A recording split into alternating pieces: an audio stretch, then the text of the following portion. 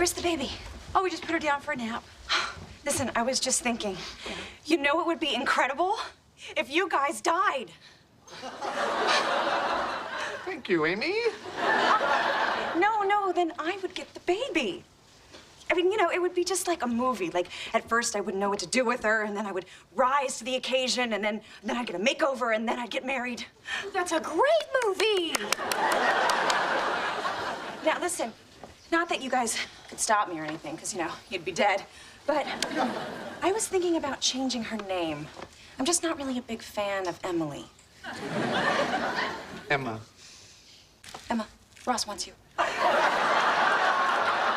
Phoebe! How does she get